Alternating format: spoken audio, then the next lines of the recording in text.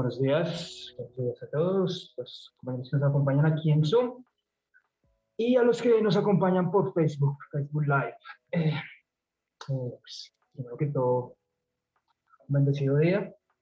Sé que pues, todos estos días, ¿no?, han sido de mucha controversia, han sido días difíciles, de muchas cosas que vemos en redes, a nuestro alrededor, que vemos en los noticieros.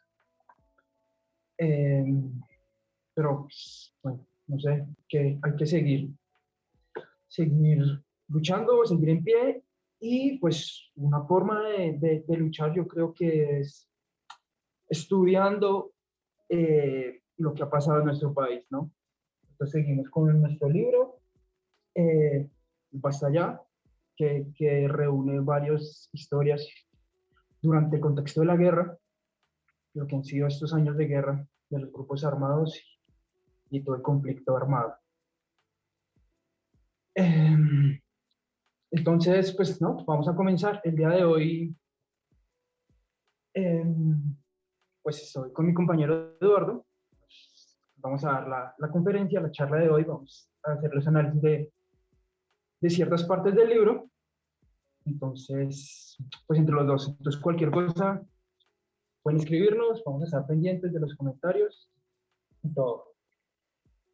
Bueno, la primera parte, pues o en la parte que vamos, pero en la primera parte del día de hoy, vamos a ver lo que es la movilización social y la respuesta estatal, reformista y represiva. Pues precisamente, pues nos tocó esta parte del libro, llegamos a esta parte del libro, pues en estos momentos, ¿no?, donde vemos pues que la gente está en las calles, está protestando, que está inconforme, que se está movilizando pues para conseguir ciertos objetivos, ¿no? Un país mejor, es lo que todos queremos, que podamos estar mejor. Se luchan por varias cosas, unas de ellas ya han caído, otras esperamos que caigan, pero pues todos buscamos un mejor país. Hay unas formas que lo están haciendo algunas personas, otras de otra forma, no todas, pues no concuerdo con todas, pero se está luchando por el mismo objetivo, creo yo. Es un país mejor y un país en paz.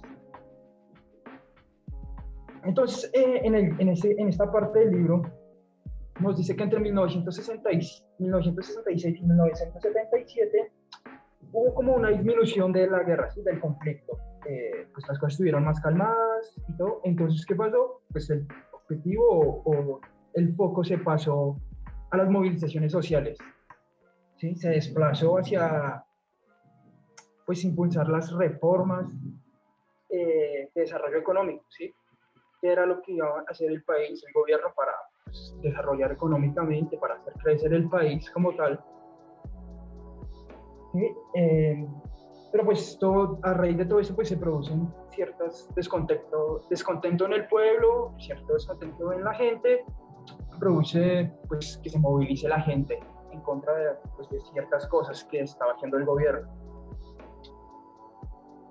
¿Qué es lo que pasa? Que el conflicto armado, ¿sí?, transcurrió en medio de un avance de industrialización, cuando el país pues buscaba nuevas formas de generar ingresos, por decirlo así, de hacerse ver en el exterior, de poder tener recursos, de poder llegar a más países, ¿sí? Entonces, ¿qué tenían que hacer? Pues ir cambiando constantemente la forma de cómo se estaba trabajando las cosas, de lo que se iba a importar, ¿sí?, de los productos que se producían, pues traer nueva maquinaria, nuevas empresas, nuevos inversionistas. Pero pues se veía en colapso, en contraste con el conflicto armado, en lo que nos cuenta el libro. Asimismo, el libro nos dice que a partir de 1970, debido a los cambios que se dan en los movimientos sociales, ¿sí?, los movimientos sociales, por decirlo así, pues tienen un auge en 1970. Pero ¿qué es lo que pasa? Que estaban divididos siempre en el bipartidismo, ¿sí? Conservadores y liberales, siempre hay bipartidismo, o es de uno, o es de los rojos, o es de los azules. Entonces, eso era lo que se enfocaba, ¿sí? Los movimientos sociales eran sobre esos dos ejes, sobre esos dos partidos. Nos cuenta también que que la intensificación de las protestas sociales mostraban un malestar constante en el Frente Nacional, ¿sí? Que era el Frente Nacional. Pues al Frente Nacional se le conoce como el periodo de 1958 a 1974, donde pues son cuatro presidentes, ¿sí? Cuatro presidentes, donde el Partido Conservador y Liberal, por decirlo así, se unieron para que gobernaran solo ellos dos, nadie más llegara al poder, ¿sí? Durante este tiempo, el Frente Nacional, pues, estaría primero el expresidente Alberto Lleras Camargo, luego vendría Guillermo León de Valencia, luego Carlos Lleras Restrepo, y por último terminaría con Misael Pastrana Borrero. Pues entonces el Frente Nacional, pues, hubieron muchas cosas que sucedieron a nivel pues por decir, de elecciones presidenciales. Entonces decía que entonces estas protestas generaban un malestar, ¿sí? Profundo y constante a esta clase política, ¿sí? Porque pues obviamente a ningún gobierno le gusta que su pueblo esté en la calle, ¿sí? Inconforme con lo que está pasando, que sea criticado constantemente, ¿sí? Pero pues, no sé, como siempre los gobiernos siempre creen o piensan que lo que ellos digan o está bien y ya como ellos digan debe ser. Pues ahí es donde se presentan las movilizaciones sociales. ¿Qué es lo que pasa? Que pues a raíz de esta inconformidad, ¿sí? El Frente Nacional y pues los presidentes que estuvieron en cada momento de su época, obviamente buscaban un culpable de quiénes eran o quién eran los que propiciaban estas movilizaciones, quiénes, por decirlo así, lideraban o incentivaban a las personas a salir a la calle.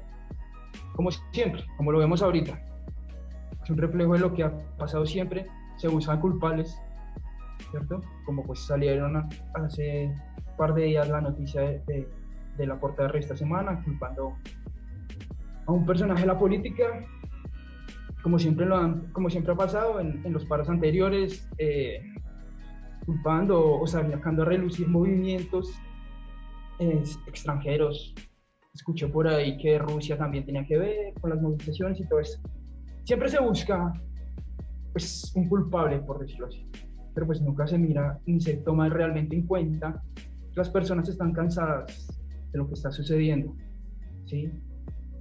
Eso es lo que pasa.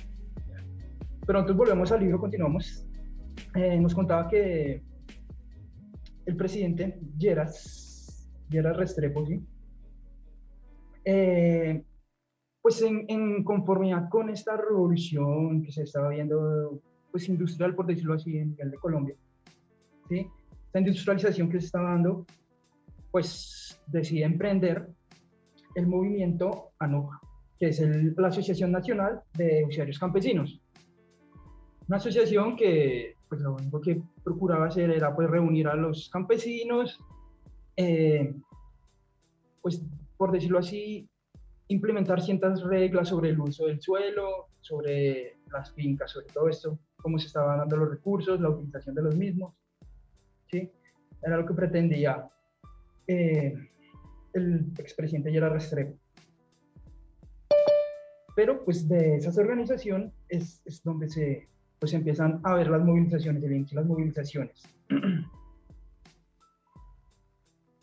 Ya que pues esta organización o esta fundación que se hizo tenía como, pues, por decirlo así, como el eslogan, ¿no?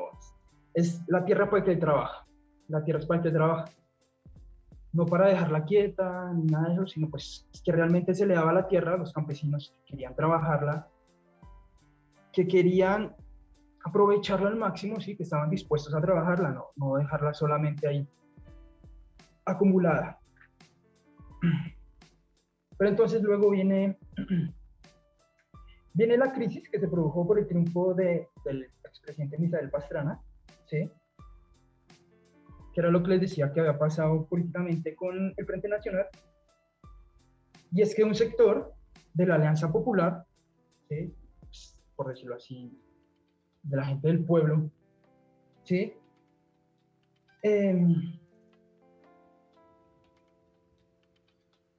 Se rebeló contra el gobierno, ¿sí? Contra lo que pasó, contra pues, la elección de Misael Pastrana como tal, ¿sí? Y dio como, abrió la puerta, mejor dicho, abrió la puerta para la justificación de la lucha armada, ¿sí? Es donde comienza como tal que se aprueba la lucha armada como una opción para ir en contra del gobierno, de lo que se estaba mandando como tal, ¿sí? Digamos, en la Alianza Nacional Popular, ganado, pues estaban varias personas, ¿sí? Representativas que estaban en contra del gobierno, como el señor Israel Santamaría, Carlos Toledo Plata, y un grupo de guerrilleros urbanos, ¿sí? Entonces es donde comienza a verse ya la guerrilla involucrada en la política. Pues, realmente la guerrilla nace, ¿no? Es para querer querer tener el poder políticamente y poder hacer las cosas como ellos piensan, como creen que está bien. Entonces son todos estos, un grupo de personas encabezadas por Jaime Bedman Cañón, que en 1974 conforma el M19, ¿sí? Movimiento 19 de abril, donde su frase era con las armas, con el pueblo. Quiere decir que pues estaban del lado del pueblo, pero pues el poder lo querían tomar era con las armas, ¿sí? Era la solución que veían. Tomarlo con las armas, luchar contra el gobierno y eso. Pues aquí es donde nace pues, el movimiento M19 en 1974 como una forma de lucha del pueblo. Pero ¿qué es lo que pasa? Que el M19 se enfocaba inicialmente en la parte de la ciudad, en las partes urbanas. Sí, era como tal el fuerte de ellos, inicialmente. Las guerrillas se dedicaban más que todo a la selva, ¿sí? Al campo, estaban refugiados allá. El M19 trabajaba más en la parte de la ciudad, ¿sí? Ganando pues adeptos en la parte urbana. Seguimos con la línea del libro. Nos dice que durante la administración de Pastrana se centró en la represión política y militar contra los estudiantes, maestros, sindicatos y dirigentes campesinos. Pues las protestas seguían, pues como ya hemos dicho, el gobierno le gusta que la gente proteste, lo que hacía era reprimirlos, ¿sí? Como se hace ahora, con la fuerza pública, ¿sí? Con la fuerza militar. Entonces todos los que iban en contra, los que no estaban de acuerdo, pues se reprimían con fuerza, con todo.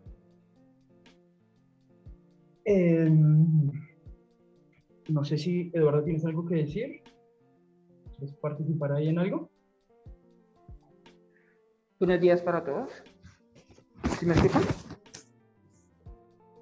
¿Me escuchan? Sí, sí, te oímos. Bueno, buenos días para todos.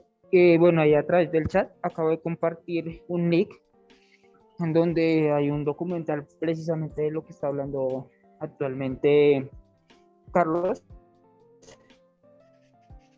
frente a la iniciación de las guerras. Entonces ahí viene la historia un poquito más detallada, como causales, cuál era la lucha que tenían ellos en ese momento, cuáles eran los ideales iniciales tanto del M19 como la guerrilla de ese momento. Básicamente es un documental bastante extenso, pero muy sustancioso. Entonces ahí les recomiendo ese documental. Ok, Eduardo, vale, gracias. Si lo puedes compartir por el grupo de escuela, pues, mucho mejor para pues, poderlo ver más adelante y no se vaya a perder el enlace.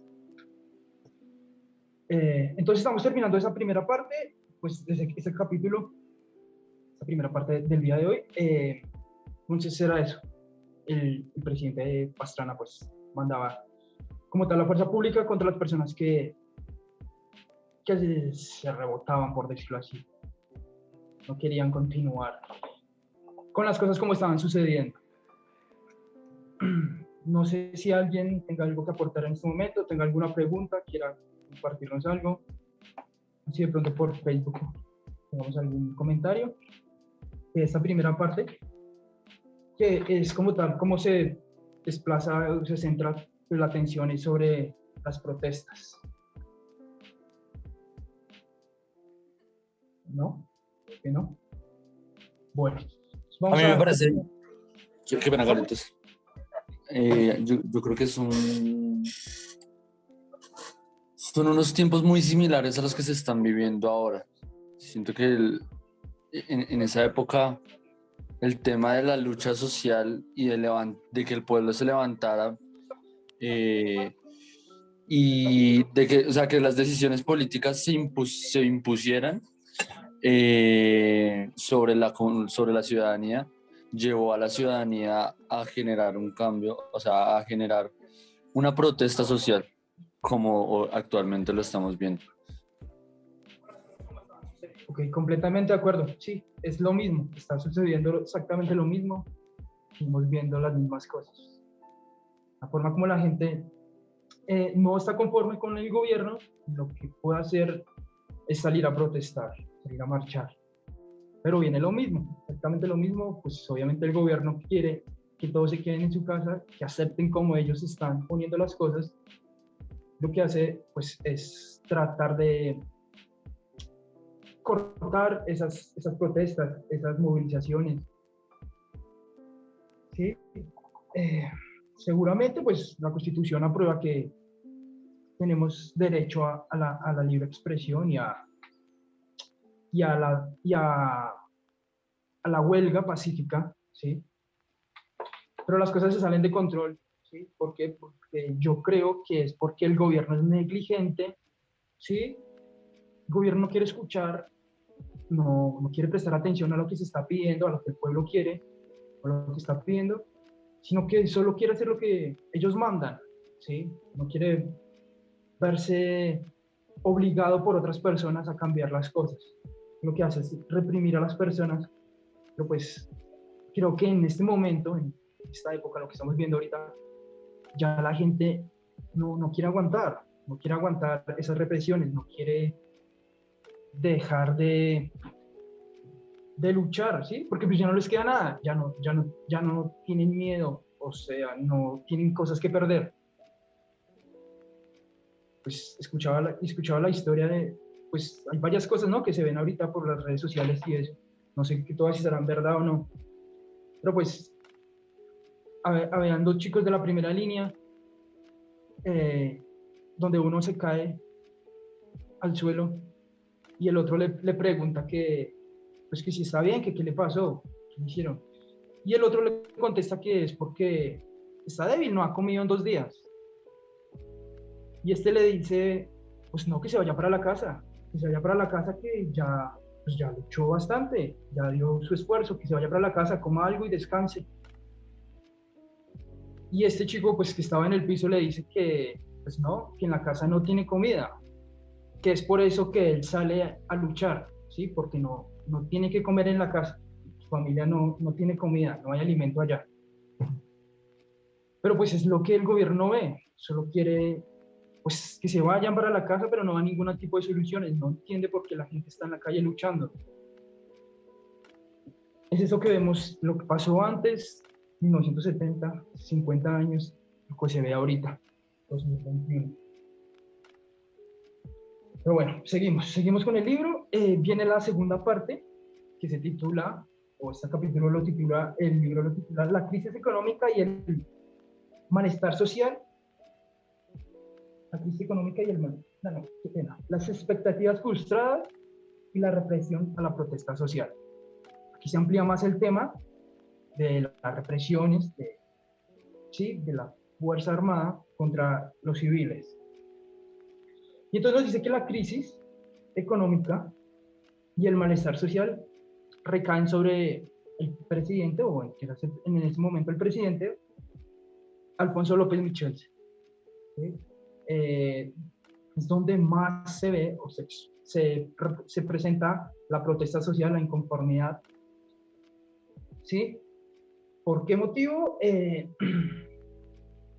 Creo que fue porque, pues el libro lo expone así, porque el M-19, este movimiento que se generó, ¿sí? Mostró una manera diferente de luchar, ¿sí? Era más cercana a la ciudad, lo que decían antes, ¿sí? A diferencia de las otras guerrillas, que su participación se veía más al campo y allá a la selva, ¿sí? Entonces el M-19, de cierta forma, incentivaba a las personas a no, pues a rebelarse, a no dejarse del gobierno, a no dejarse manipular o no dejarse someter del gobierno, de las decisiones del gobierno, sino que sintieran su voz. Y entonces,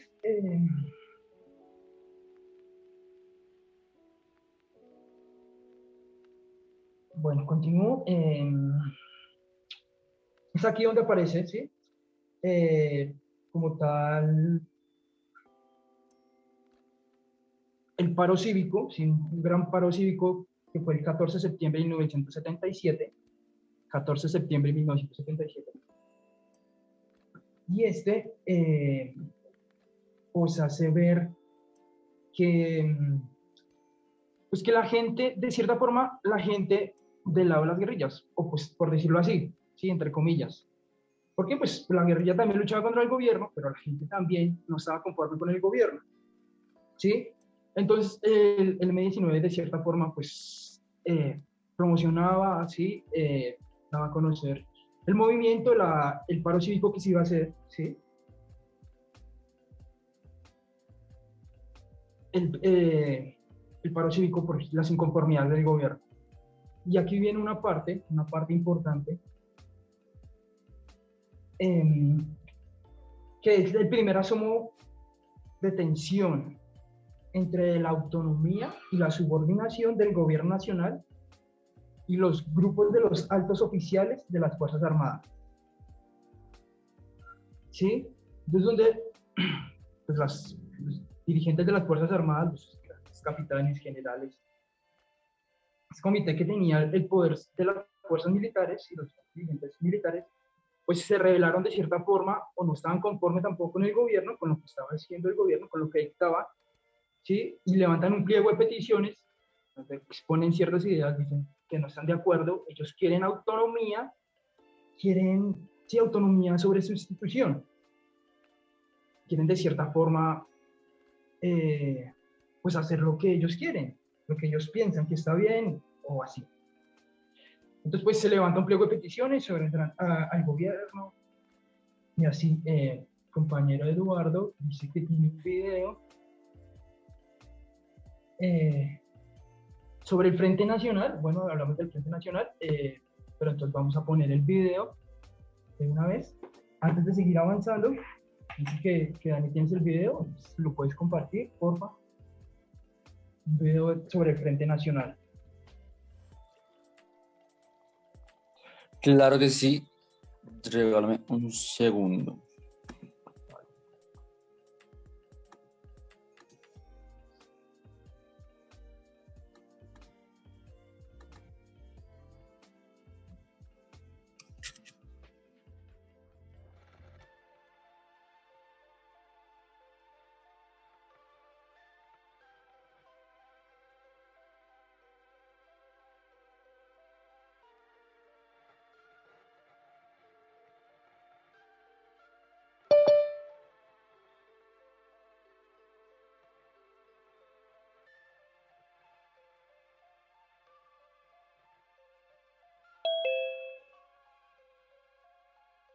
Me dicen si lo pueden ver.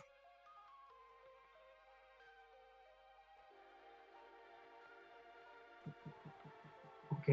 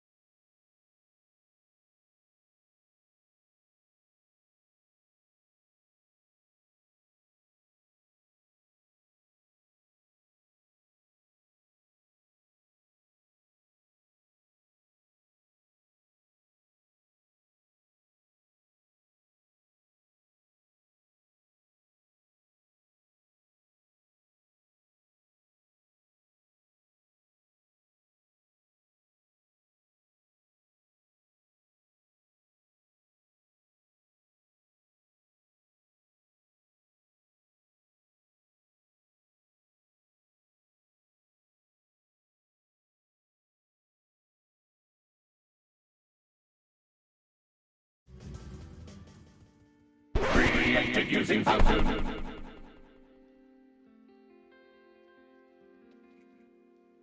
Daniel, muchas gracias. Gracias por poner el video. El video pues, trataba lo mismo sobre el Frente Nacional, cómo fue, en qué época presentó, y era la coalición, por decirlo así, del Partido Liberal y Conservador, para tener el poder, irse turnando, pues no dejar a más sectores populares, no dejar a más sectores políticos intervenir esencialmente. Y pues durante el Frente Nacional, pues hubo, por decirlo así, pues la economía iba creciendo y todo. ¿Qué pasa? Cuando termina esto, ¿sí? Pues viene una crisis económica. La crisis económica, que era lo que les decía, que cayó sobre el presidente Alfonso López Michel, ¿sí? Y pues donde la gente comenzó a exigir nuevas cosas, ¿sí? Pues debido a la crisis económica. ¿Qué pasa respecto a esta crisis económica? Pues la reforma económica agraria que había puesto el presidente Lleras anteriormente, pues no, ya se cae, ¿sí? Se cae. El que decía que pues, darle la tierra a los que van a trabajar realmente, pues ya se cae. Y pues esta tierra, por decirlo así, pasa a manos de otras personas, las personas que tengan más dinero para comprarla, no importa si la vayan a trabajar o no, sino pues para que la puedan comprar.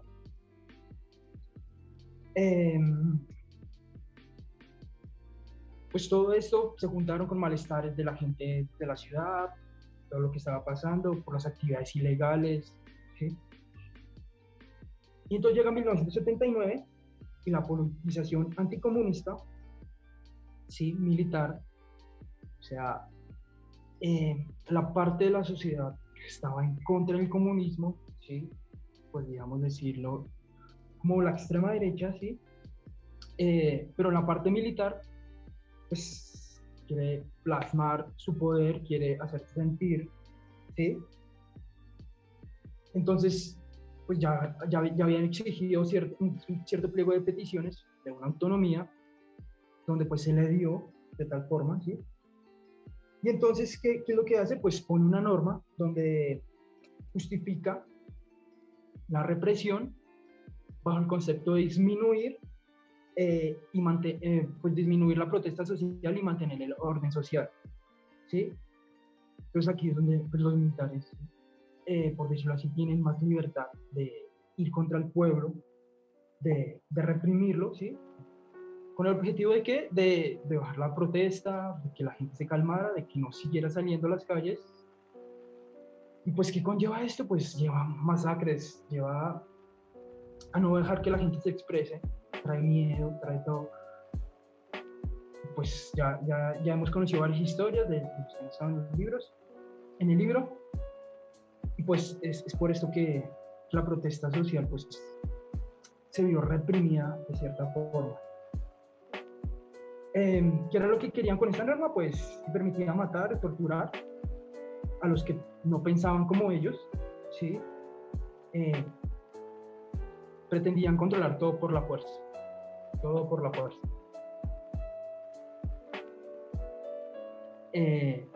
Lo que se ve ahorita, y pues sí, enfatizando en el tema, lo que se ve ahorita de la fuerza, ¿sí? Seguimos con la línea del libro. Dice que a finales de los 70 comenzaron a aparecer diferentes grupos de autodefensas, ¿sí? Pues las conocidas más, ¿sí? Las autodefensas que eran, pues, grupos armados, patrocinados, ¿sí? Obviamente necesitaban el dinero para comprar armas, armamento, uniforme, lo que necesitaran para subsistir. Pues quienes daban esta plata, pues lo daban las personas de élite, los que tenían el dinero. Los que iban en contra del comunismo, ¿sí? Los que pensaban que la guerrilla iba a gobernar, que todo eso, entonces que pues, empiezan a solventar económicamente estos grupos, ¿sí? Armarlos para proteger sus territorios, para proteger su economía, ¿sí? Lo que hace es patrocinarlos, incentivar a que hayan más grupos, autodefensas, ¿sí? Debido, pues, en apoyo a las Fuerzas Armadas en contra de las guerrillas. En diciembre de 1981 se anuncia la creación del MAS, ¿sí? Que después pues, se transformó y se convirtió en el paramilitarismo, o grupos paramilitares, que conocemos ahora, donde pues habían o hacían parte miembros de la fuerza pública. ¿Sí? Ya más adelante les doy los datos de lo que pasó en la última investigación y eso. Pero pues hacía parte de la fuerza pública, hacía parte de estos grupos paramilitares, los denominados autodefensas, que se dieron en 1981. Hasta ahí iría la segunda parte de lo que va a ser el día de hoy, ¿sí? El segundo capítulo del día de hoy. Entonces, si alguien tiene una intervención, quiere hacer alguna pregunta, quiere hacer algún aporte, bien puede comentarnos. Daniel Díaz, tienes la palabra. Gracias. Voy a hacer como una referencia al MAS, que es la organización fundada en 81, como dice Carlitos, que es Muerte a Secuestradores. Y se funda porque se secuestra a una familiar de un cartel no me acuerdo, creo que es de Cali. Entonces, lo que hicieron estos porque ahí nace una parte del paramilitarismo, ¿no? Porque es que el paramilitarismo tiene muchas fuentes, ¿no? Tiene muchas líneas, y esta es una de las líneas, que aquí es cuando el señor Pablo Escobar trata de crear este grupo de autodefensa, por decirlo así. Yo creo que más para unir a los carteles, porque entonces el M-19 es quien hace estos secuestros, pero esos secuestros inteligentes, ¿no? Por decirlo así, no porque digamos que el M-19 tuvo eso, que hacía secuestros sectorizados, pero por un porqué. Entonces era interesante ver eso. Entonces, ahí fue cuando secuestran a una familiar de un personaje no me acuerdo el nombre, pero del cartel de yo no sé qué, de alguno de los dos, de los dos poderosos. Y se crea el MAS, que es Muerte a Secuestradores. Y ahí se crea una línea del paramilitarismo, ¿no? Porque son estos, aparte que los narcos tenían un montón de plata, pues tenían cómo financiarlo. Y entraron otros sectores después, pero digamos que ahí es como cuando entra una de las grandes líneas de estas autodefensas. Creo que es todo. Gracias. Vale, Dani, muchas gracias. Sí, Dani nos cuenta lo que era el MAS. ¿Alguien más tiene algo que decir? Eduardo, ¿tienes algo que de pronto aportar esta parte? Antes de pasar al siguiente capítulo.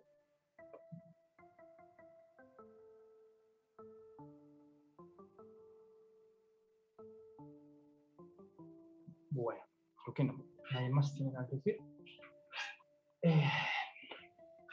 Que Eduardo no se escucha, está trabajando, entonces le toca ya poquitos.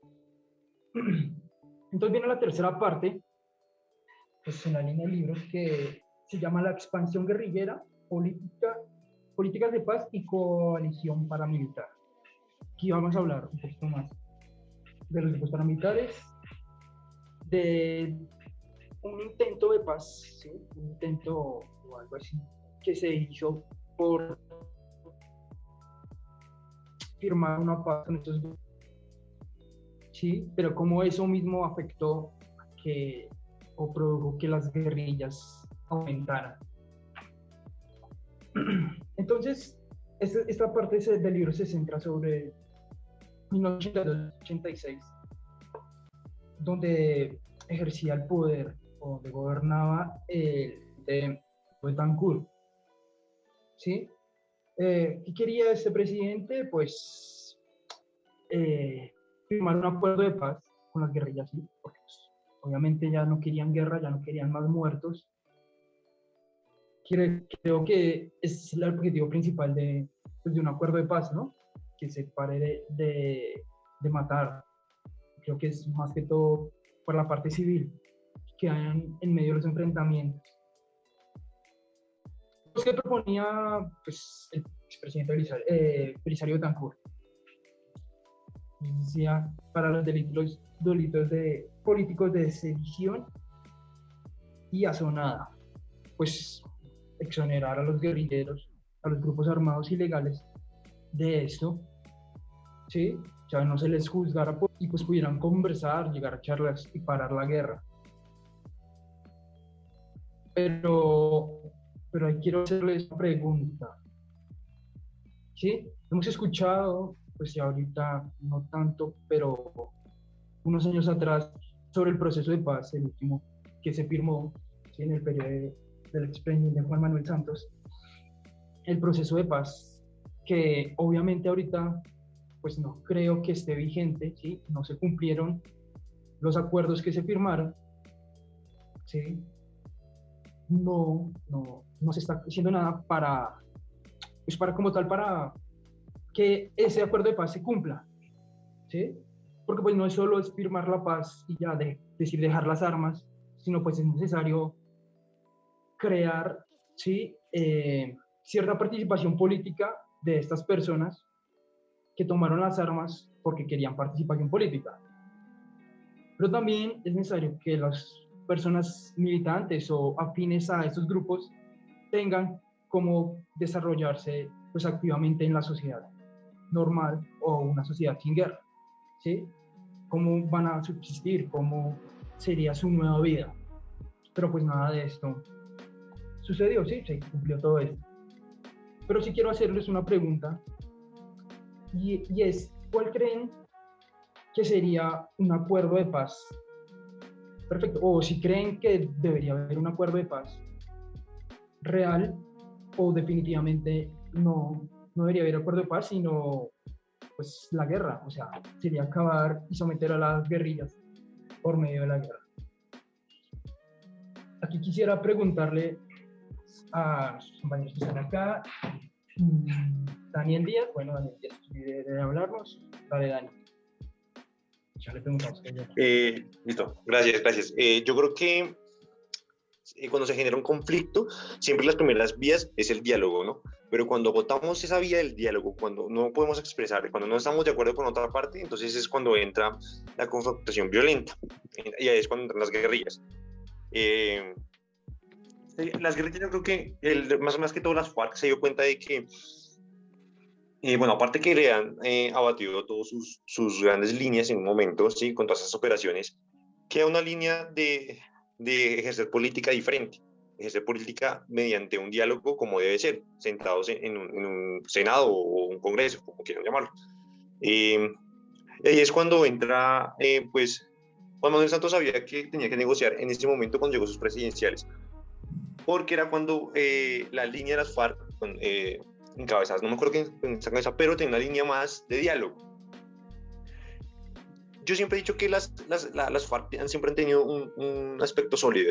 No son como las guerrillas del ELN. Si han visto que las guerrillas del ELN pues, efectivamente ejercen sobre un comandante, pero no están todas unificadas. Las de las FARC sí, tienen una mesa de comandantes, donde los comandantes les generan a sus frentes, y es un poco más unida. Digamos que un diálogo con las FARC era más evidente, más fácil, pero sin embargo se demoró demasiado. Esto es importante, ¿por qué? Porque nos damos cuenta de que no podemos matarnos unos con otros, ¿no? Yo creo que estamos peleando por ideales que muchas veces no tenemos, que no todos compartimos. Pero yo siento y creo que sigo insistiendo de que el diálogo con las FARC debe de seguir, ¿no? Independientemente de que este gobierno pues haya frenado muchos puntos del mismo, pero tiene que seguir, porque no podemos retroceder a seguir a un, ay, se me olvidó la palabra, bueno, a seguir matándonos. Quería ser técnico, pero no pude. A seguir matando porque, o sea, es retroceder mucho, y sin embargo hay disidencias, ¿no? Porque no compartieron mucho de las cosas de que no se firmó en el acuerdo, aparte que ni siquiera está siendo respaldado por el gobierno. Yo sigo insistiendo y seguiré insistiendo en que el diálogo de verdad ya no debemos matarnos más. Si ya iniciamos un proceso de paz y si la guerrilla lo inició, es por algo, ¿no? Es porque de verdad se sienten cansados y de verdad ejercer la política debe ser un acto de diálogo. Pero el problema es que el gobierno no nos escucha. Entonces yo creo que se debe insistir en todo lo pertinente en este diálogo, porque es lo último que nos queda, pienso yo. Ok, Dani, gracias. Daniel insiste en que si se tiene que hablar, el diálogo debe ser la primera solución. Pero entonces yo quiero hacerle una pregunta a Daniel, ya que participó. ¿Hasta dónde se debe llegar con los diálogos? ¿Hasta dónde se le debe permitir, pues, a estos miembros de las guerrillas participar activamente en la política, en la sociedad? Sí, es importante porque, digamos, cuando tú te sientas a negociar con una gente así, es porque ellos también quieren algo, ¿no?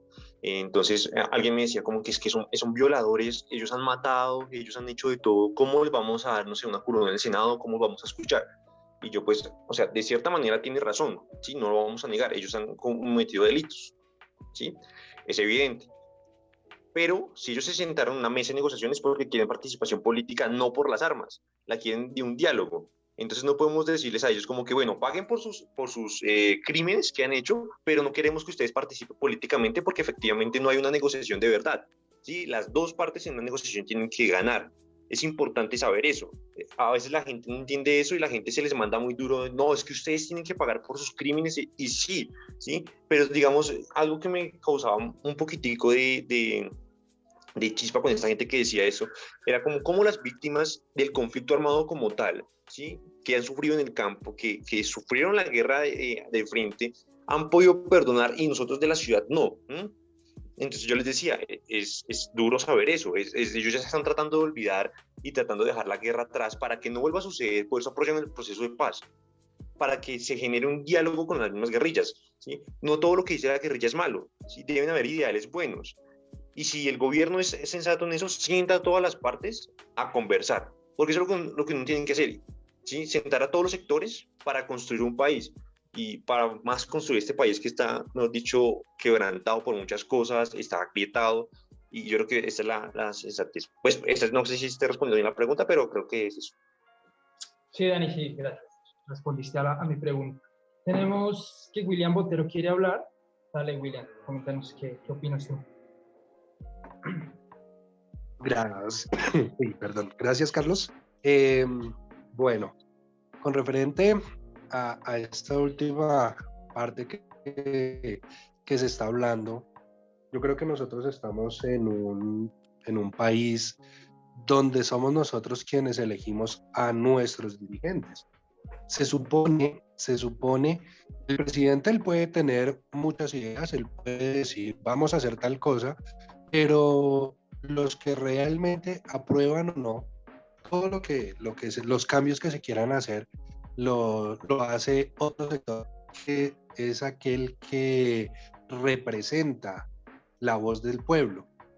Entonces, si nosotros vemos que en este momento no, o sea, si nosotros venimos a darnos cuenta, toda la vida, en toda la historia, se han generado cambios y se han generado cambios desde la creación de los derechos humanos, que Colombia haga parte de ese tratado, que haya empezado a cambiar la guerra, porque de pronto muchos de ustedes no tuvieron que vivir lo que vivieron nuestros abuelos o lo que en el año, pongámosle, antes de Uribe era, y cuando se crearon las autodefensas, era estar en un pueblo donde si usted no era si usted no era afín con la guerrilla, entonces era un paraco o viceversa y llegaban y lo mataban o desplazaban a la gente.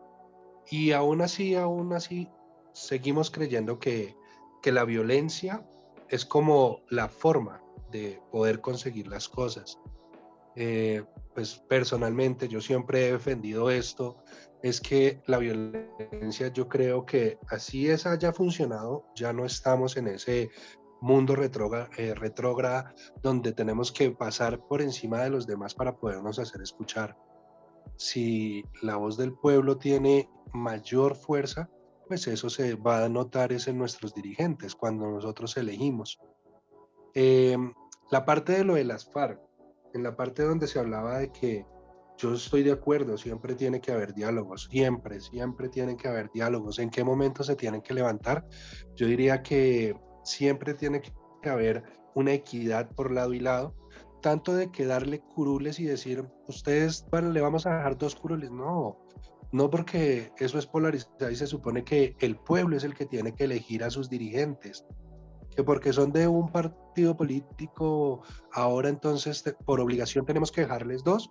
No, porque es que los que tenemos que elegir, y esos son votos más adelante para otras cosas. El pueblo es el que tiene que elegir y decir quiénes quieren que los representen allá para la toma de decisiones. Entonces yo creería que es más un cambio de saber elegir, es más un cambio de evitar que los diálogos nunca cesen, nunca, porque no va a haber ningún país que esté de acuerdo con todo, siempre van a tener diferencias, y es que eso es lo que nos hace seres humanos, las diferencias, pero siempre tenemos que llegar a un consenso. Gracias, Carlos. Que William, muchas gracias por tu aporte. Interesante lo que decías de el pueblo es el que escoge, ¿sí? No debe darse los colores, pero de pronto pues darle la oportunidad que si el pueblo decide así, pues lleguen al poder. Pero bueno, pues eso sería un tema aparte de los libros, pero pues viene la relación aquí con los procesos de paz. ¿Alguien más quiere hacer algún aporte acá? Para pasar con el video, Dani, por favor. ¿Qué tenías?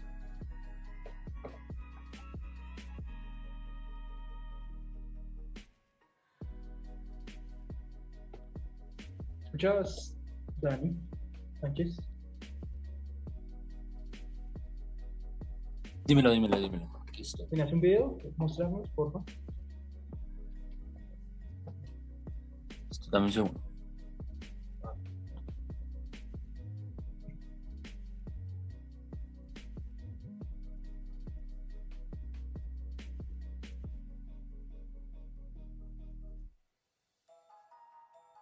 Mientras pone el video, pues les sigo comentando lo que nos hablaba del libro.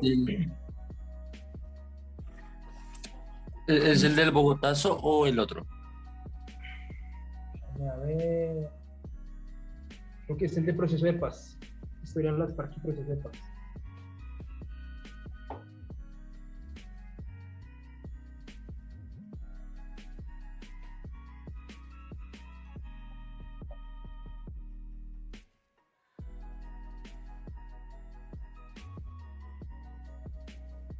Ok. Dani, te lo envié al interno.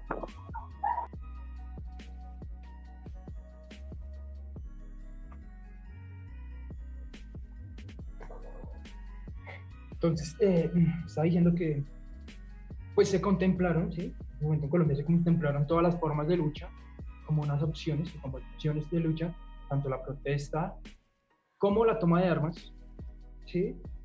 Pero ¿qué es lo que da esto paso? Pues a que se creen los grupos paramilitares como tal, ¿sí? A que ellos también exijan, pues que están en contra de la guerrilla, tomando armas contra la misma guerrilla, contra los diferentes grupos armados. Bueno, vamos a ver el video.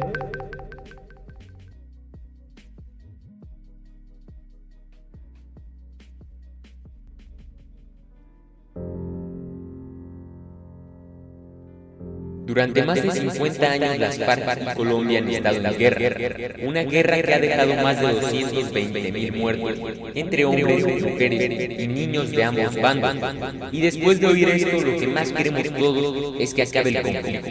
Pero, ¿será lo correcto? Acompáñame a dar un salto al pasado.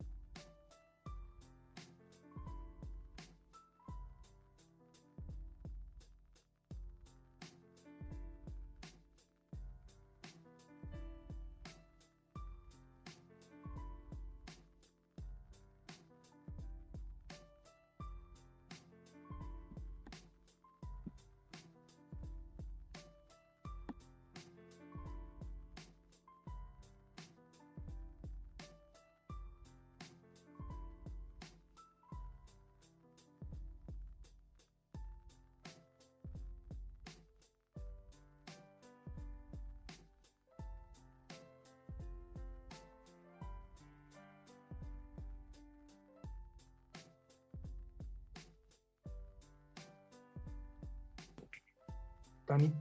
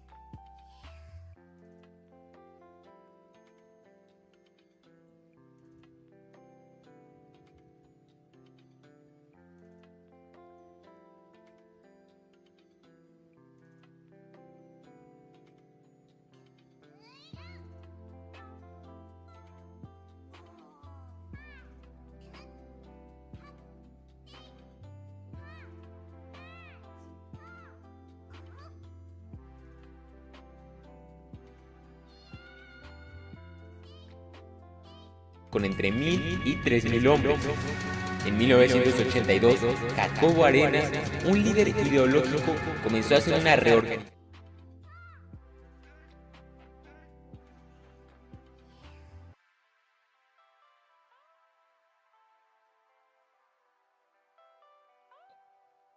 A partir de ese momento, las FARC se nombran Ejército del Pueblo y comenzaron un desdoblamiento de frentes y para poder acrecentar su número de integrantes y hacer su movimiento más fuerte. La época dorada del narcotráfico en Colombia fue la década de los 80.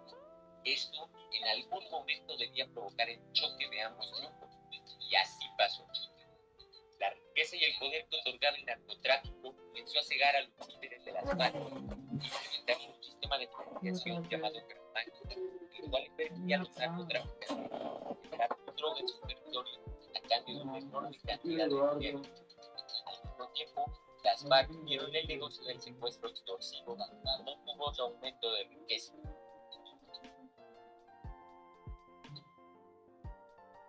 Años por qué luchaban.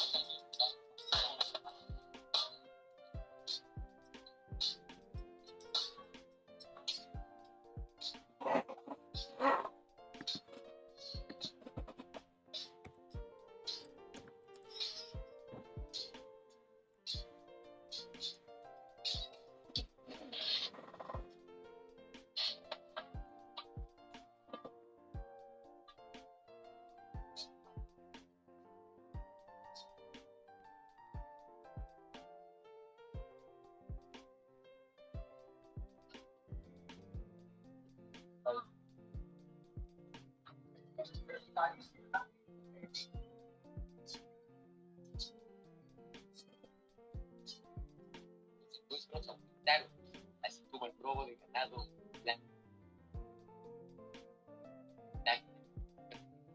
la tortura, el reclutamiento. Entonces, tan solo el narcotráfico representaría más tarde el 78% de sus ingresos dólares al año, solo por la venta de drogas. Las FARC son la organización que más vidas personales ha sacado en toda la historia. En 1990, No puedo evitar vieron en Colombia por caer en campos minados. El 72% de las víctimas han sido de la fuerza pública, mientras que el 38% fueron civiles. El reclutamiento de niños es algo que las FARC han confesado. Se habla de que engañan a las oportunidades laborales, amenazan a sus padres para que los entreguen o a veces se los llevan sin dejar rastro alguno. Un gran número de los integrantes de las FARC son menores de edad, aunque varios de sus niños actualmente ya son adultos. En 1984, en el gobierno de Belisario Betancourt, se intentó llegar a un acuerdo entre las FARC y el gobierno colombiano. El tratado de paz se llamaría Acuerdos de la Unión. Sin embargo, fracasaron rotundamente debido, en primer lugar, a que no se respetó el alto al fuego entre el ejército y las FARC, y segunda, porque muchos sectores del gobierno no deseaban la paz, y viceversa, los sectores de la FARC tampoco deseaban la paz. Ya en la década de los 90, después de un acuerdo de paz que nunca se realizó, las FARC ya disponían de 7.000 a 10.000 combatientes, organizados en más de 70 frentes distribuidos en todo el país. Durante el gobierno de Andrés Pastrana comenzó un intento más de paz que se llamaría Proceso de Paz de Caguán. De nuevo, un completo fracaso debido a que las FARC secuestraron a la candidata presidencial Ingrid Betancourt. Al final del gobierno de Andrés Pastrana se estima que las FARC ya habían aumentado su número a 20.000.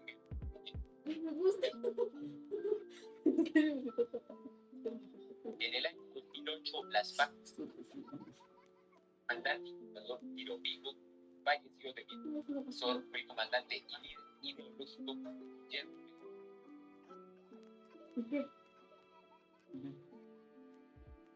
11 Alfonso Cano fue abatido en un bombardeo del ejército en la operación Odisea. Alfonso Cano llegó al poder de las FARC. Rodrigo Londoño y Timochenko algunos países No puedo. sin embargo, más de 33 países, incluyendo a Estados Unidos, Perú, Canadá, Brasil y todos los países miembros de la Unión Europea tienen catalogada a las FARC como terroristas. Después de pasar un poco de la historia, podemos decir que el ejército ya no lo era más. Los principios e ideas con los que se habían pensado que algún día prometieron proteger era reprimida y asesinada por él. No se hicieron, sino que ahora les temían y huían de ellos. Y las comunidades de su alma había un enorme odio. Desde noviembre, los acuerdos de paz entre las FARC y el Estado colombiano, Timochenko, el actual comandante de las FARC, pidió perdón abiertamente en nombre de su organización a las víctimas de los atentados. Sin embargo, en octubre de 2016, el presidente Santos organizó un pleno donde el pueblo vota sobre un asunto de enorme importancia para el Estado. Al final del plebiscito, el resultado dejó helado a muchos. 49.76% de los colombianos decían que sí a la paz.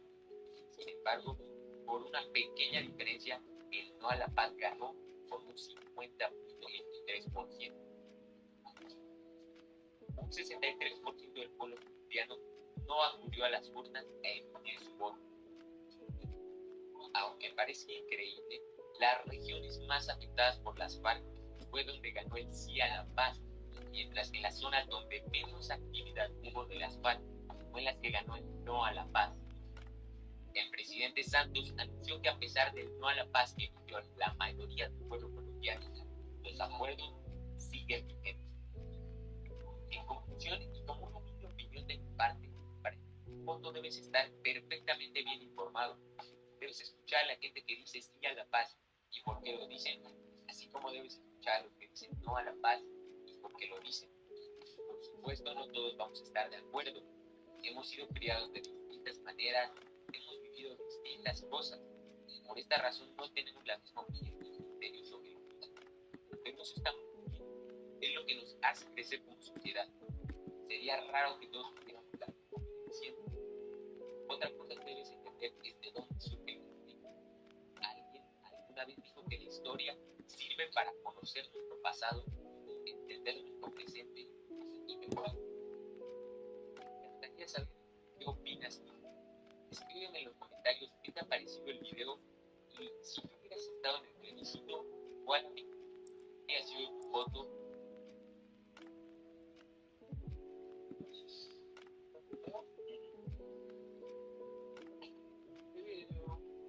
De cierta forma resume gran parte de lo que es la tercera parte del día de hoy, de por qué se cae la paz, ¿sí? De que proponía el presidente Belisario Betancur, y es que pues por parte de la guerrilla no querían, y muchas partes políticas del gobierno tampoco querían, ¿sí? No estaban conformes, y aparte de que pues se quería decir que había una tregua, ¿sí? Cese del fuego, pero pues los paramilitares, como no estaban en subordinación del gobierno, no, ellos seguían atacando a estos grupos guerrilleros, y pues los grupos guerrilleros también respondían de la misma forma. Entonces cayó. ¿Y por qué? ¿Y por qué más? Porque la parte del gobierno pensaban era nomás en dejar las armas y ya, ¿sí? No se pensó pues, en políticas económicas y sociales para las personas que estaban combatiendo, ¿sí? No se pensó qué se iba a hacer con esas personas, cómo se les iba a ayudar, cómo se iban a sustentar, cómo se iban a reintegrar a la sociedad. Lo que sí se pensó en el último, pero pues no se ha cumplido, pues se cumplió en una parte, pero no, se cayó. Entonces, eso fue parte de produjo que se cayera como tal el proceso de paz. Además de que, como decía el video, el expresidente Belisario Betancur estaba aislado, ¿sí? pues, del gobierno, del resto del gobierno, tenía muchos contradictores, lo que no permitía que sus políticas de rehabilitación, de rehabilitación de la sociedad, pues se pudieran ejercer, se pudieran llevar a cabo. Estaba también alejado de la opinión pública, de lo que pensaban los demás, de lo que ellos decían. Entonces, hubo mucho confrontamiento, ¿sí? Y no se llegó a nada, por eso fue que se cayeron. Pero a raíz de esto, ¿sí? de este proceso de paz que se estaba implementando, lo que pasó fue que las guerrillas, ¿sí? Los grupos armados aumentaron sus frentes. ¿Sí? El libro nos decía que entre 1981 y 1986, el EPL aumentó de 2 a 12 frentes. El ELN aumentó de 3 frentes a 10 frentes. Y las FARC, fue la que más creció, pues aumentó de 10 a 31 frentes. ¿Sí? Se ampliaron, su territorio donde se la pasaban, ¿sí? Se amplió, fueron a más lugares debido a, pues, al fallido proceso de paz como tal. ¿Qué más fue lo que afectó la caída de este proceso de paz? La toma del Palacio de Justicia también, ¿sí? Por parte del M-19 en 1985, ¿sí? Eso se dio a entender que realmente no querían paz, ¿sí? ¿Y por qué más? Por el asesinato tanto de políticos como de militantes del llamado, pues, Unión Patriótica, del que era el partido de la Unión Patriótica. El libro nos daba unos datos acá. Decía que asesinaron a 2 candidatos presidenciales, asesinaron a 8 congresistas, a 13 diputados, a 70 concejales y a 11 alcaldes y miles de militantes del grupo de la Unión Patriótica, los que estaban de acuerdo, los que pensaban, tenían afinidad a este partido, ¿sí? Y a cargo de quién se hizo esos asesinatos, los grupos paramilitares, pero también participó la fuerza pública como tal. Ya que participó el ejército, la policía secreta, la inteligencia y la policía regular. Estos grupos participaron en estos asesinatos, ¿sí? Aunque fueron aislados, pero pues eran todos afines al partido de la Unión Patriótica. Es por eso que también pues se cae todo esto, ¿sí? Pues en la Unión Patriótica había ciertos representantes de las guerrillas, pero pues al verse asesinados o verse amenazados, pues no, se cayeron todas estas negociaciones. Eduardo, si me estás escuchando, tal vez quieres darle pues el cierre a esa parte, que ya viene la parte del narcotráfico. Ya entra un poquito el narcotráfico, cómo se vio involucrado en la guerra.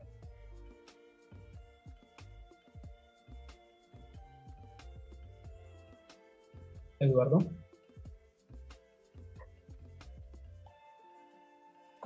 ¿No? Bueno, entonces vamos a cerrar pues esta parte del libro, ¿sí? Nos está acabando el tiempo, entonces pues vamos a ver la parte final como tal, que es aquí donde entra el narcotráfico, ¿sí? Como una parte importante del conflicto armado. ¿Por qué? Porque el narcotráfico daba dinero a ambas partes de cierta forma, ¿sí? Pagaba lo que las guerrillas le decían, ¿sí? Lo que los armados ilegales le decían, por, pues, lo que decía en el video, por sembrar coca, por, de cierta forma, mantenerse, por dejarlos pasar por las rutas, por todo esto, ¿sí? De cierta forma era una extorsión que las guerrillas les hacían a los narcotraficantes. Entonces, cuando llegaban los paramilitares, los paramilitares querían deshacerse de eso, ¿sí? Querían ellos mismos pues poder hacer sus cosas, y se apoyan de cierta forma a los paramilitares, dándoles dinero, patrocinándolos, ¿sí? Dándoles armas también, y pues al apoyar a los paramilitares, indirectamente están apoyando pues en comunión con el ejército, con las Fuerzas Armadas, ¿sí? Porque pues, las Fuerzas Armadas apoyaban el paramilitarismo y el narcotráfico también. Entonces el narcotráfico, pues con su poder adquisitivo, sí, con su forma de economía, que llamaba el libro Su Dinero Fácil, pues patrocinó las guerras de cierta forma, ¿sí? ¿Qué pasa con el narcotráfico? Con el narcotráfico,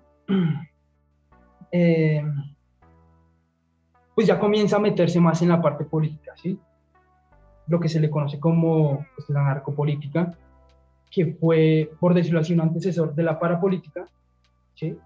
Porque pues, evidentemente y pues,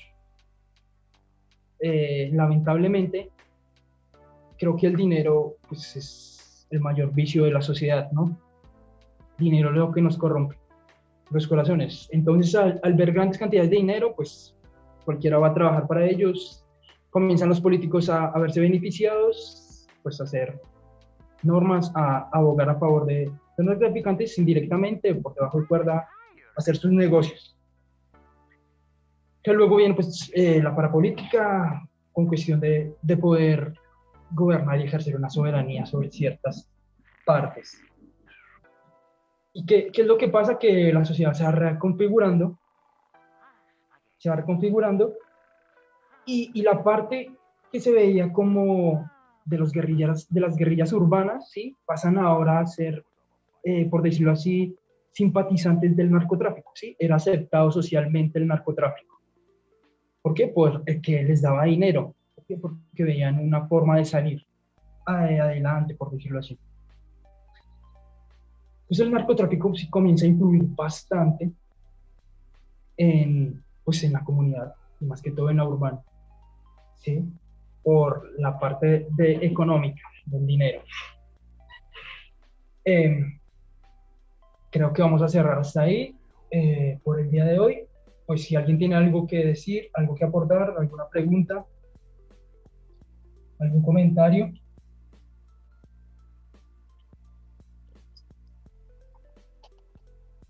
No, ya no más comentarios. Yo sí quisiera aportar lo último, que me pareció muy interesante del video, que no alcancé a argumentarlo, pero me pareció interesante que en la votación del plebiscito, donde ganó el sí fue en las zonas de conflicto, ¿sí? Y donde ganó el no son ciudades grandes donde el conflicto casi no fue, no fue permeado, por decirlo así. Entonces me parece como analizar eso, ¿no? Analizar eso, dónde querían de verdad la paz y pues dónde no la querían. Aparte, cuando ganó el no, también me gustaría decir esto, se le hicieron reformas, cambios al acuerdo de paz. O sea, no fue porque ahí la gente votó no y el presidente quiso seguir así, no. Se le hicieron algunos adecuamientos a este, pero pues la idea es la paz seguir, ¿no? No podemos tener un acuerdo a medias con una guerrilla por más de 50 años. No sé, pues no sé. Y aparte de todo, también sumamos la burla del mundo entero por votar que no. Entonces, quería como agregar eso. Gracias por la clase, estuvo muy chévere, me gustó mucho. Y pues espero que a todos les vaya bien, una semana, chaito. Vale, Dani, muchas gracias. Sí, una parte importante que también decían en el video era la necesidad de informarnos, ¿no? De informarnos de las personas que votaron por el sí y por el no, cuáles son sus argumentos.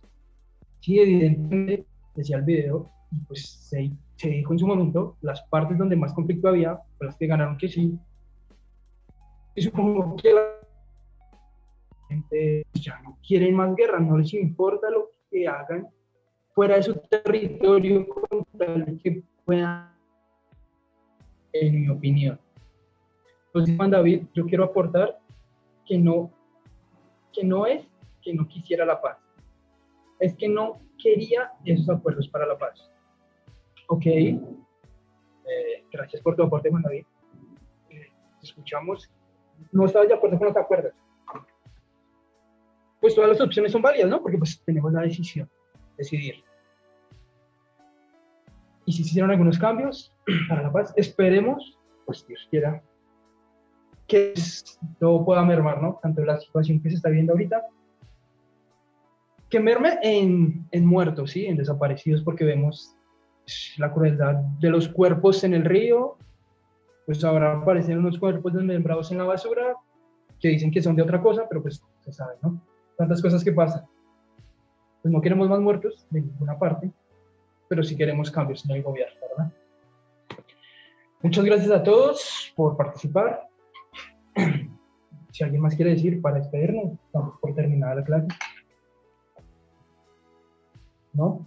Quería hacer una mención especial a los chicos de artes y de danzas que estuvieron, los vi por ahí en los videos de Trasciende, pero pues no nadie acá. Daniel Díaz sí participó en la obra. Muy buena la obra. Gracias. Las presentaciones estuvo genial. Bueno, chicos, no es más, creo. Nos vemos el jueves de café, el próximo domingo, para seguir con el estudio del libro como tal. ¿Vale? Muchas gracias a todos los que nos vieron por Facebook. Gracias, feliz tarde. Hasta luego, que estén muy bien. Bye, gracias.